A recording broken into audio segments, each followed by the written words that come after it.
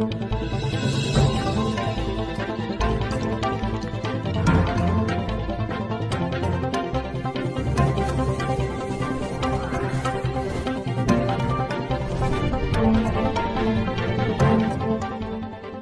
मैं केसी मिश्रा, आप देख रहे हैं संभावदूत न्यूज। आज हम मल्हनी विधानसभा की चर्चा करने जा रहे हैं। वो विधानसभा जिसको प्रदेश के मुखिया योगी आदित्यनाथ ने जौनपुर के दौरे में ये कहा कि मुझे हर हालत में ये सीट चाहिए।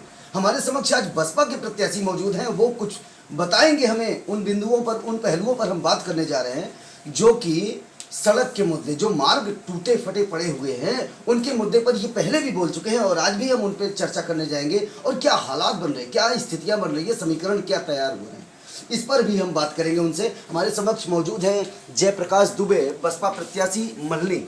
सर, बहुत बहुत स्वागत है आपका हमारे न्यूज चैनल में। सर, ये बताएं सर, क्या स्थिति है सर, कैसा लग रहा है इस चुनाव में? ये तो महासमर बनता चला जा रहा है सर। हमारे ख्याल से मल्हनी विधानसभा क्षेत्र में मैं प्रत्याशी के रूप में जैसे ही आया, वहाँ का सारा समीकरण काफ़ी बदल चुका है जी। जनता जितनी भी गलत चीज़ें हैं, गलत राजनीति है, इन सबसे उब चुकी है। वो मजबूर हो जाती है कि कभी एक ही तरह के सारे प्रत्याशी होते हैं, तो मजबूरी में किसी न किसी को वोट देना उसकी मजबूरी हो जाती है। सर, ब्राह्मण मतदाता जो कहा जा रहा है कि मल्हनी का निर्णायक वोटर माना जा रहा है इस वक्त फिलहाल, वो रुझान में जो है कितने प्रतिशत आपको लगता है कि आपके पक्ष में है सर? नहीं, ये आपका अपना मत हो सकता है कि नहीं, ब्राह्मण मत वोटर नहीं, जो है ये नहीं, पूछने की बात है। ठीक है, आप पूछ रहे हैं, ये आपका विचार हो सकता है। आपने कहा कि ब्राह्मण मतदाता निर्णायक हो सकता है। हाँ, इस समय निर्णायक ये आपका विचार हो सकता है। जी। मल्हनी विधानसभा में वही आदमी इस चुनाव को जीतेगा जो सारी समाज के हर वर्ग का वोट पाएगा। किसी पर्टिकुलर एक जात का वोट लेकर के कोई भी चुनाव नहीं जीत सकता है, क्योंकि आप उस तबके से आते हैं, वो आपका जो है समुदाय है। और कितना आशीर्वाद आपको मिल रहा है सर? ये ब्राह्मण समाज का ही नहीं, हमें सभी समाज का जो है आशीर्वाद मिल रहा है। हम तो सबके बीच में जा रहे हैं और ब्राह्मण समाज एक जागरूक समाज रहा है जी। आपको मालूम है कि ये लगभग 1990 के आसपास से भाजपा से जुड़ा हुआ समाज है और समय समय पर ये निर्णय भी लेता रहा है। एक समय था 2007 में जब निर्णय लिया तो बहन जी की सरकार बनी, मोहम्मद की सरकार बनी, सपा की सरकार बनी, आज योगी आदित्यनाथ की सरकार बनी।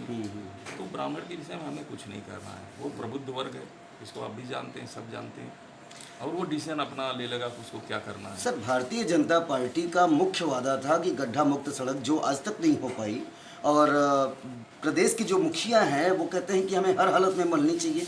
सर, इस पे दो टूक अहंकार जो है वो सब विनाश का कारण होता है। और तो काफी दिग्गज प्रत्याशी भी उतरे हैं सर, उनसे आपकी लड़ाई है और ये कुछ नहीं है, चुनावी समर है।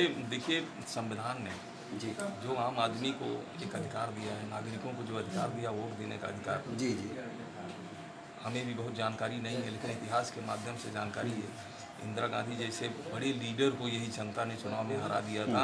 ये दिग्गज मीन्स कुछ नहीं है, तो 10 साल के लीडर हैं।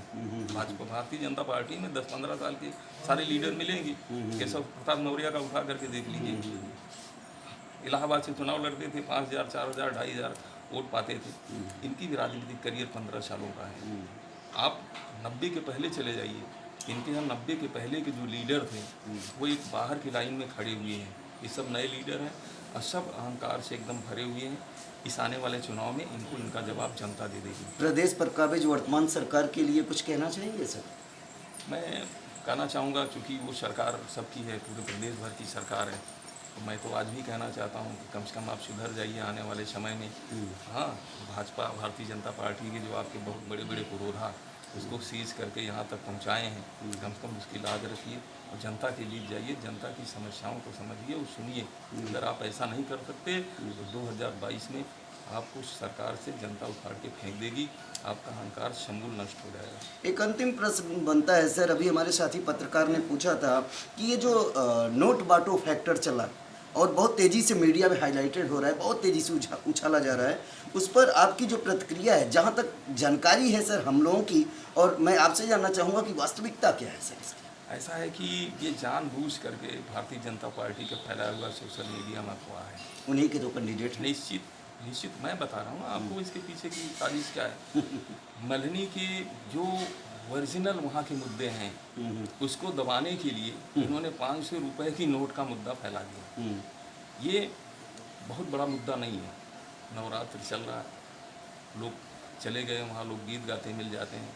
कभी अगर खुशी में कोई 500 रुपया दे दिया, किसी गांव में बांटते हुए तो दिखाया नहीं जा रहा है कि किसी गांव में जाके घर घर डोर टू डोर पैसा बांटा जा रहा है। इसको जानबूझ कर भाजपा ने अफवाह फैला दिया कि जनता और मीडिया इसी के पीछे घूमता रहे, ओरिजिनल मुद्दे जो मल्हनी विधानसभा क्षेत्र के हैं वो दब जाए।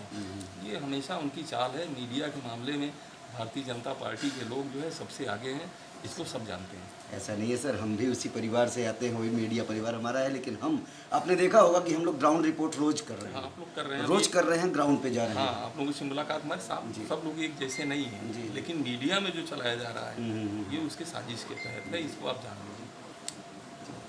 तो ये थे हमारे साथ बहुजन समाज पार्टी के प्रत्याशी, और एक इन्होंने साफ कर दिया है कि प्रदेश की जो सरकार है वो सुधर जाए, अन्यथा 2022 में उसका सुफड़ा साफ हो जाएगा। जनता के अंदर कितनी लोकतांत्रिक शक्तियां इस संविधान ने दी हैं, इसका आकलन उन्हें नहीं है, और जनता ने इंदिरा को भी हराया, तो ये लोग क्या चीज़ है। कैमरामैन विनीत सिंह के साथ वीडियो जर्नलिस्ट केसी मिश्रा, संभाव दूत न्यूज, जौनपुर।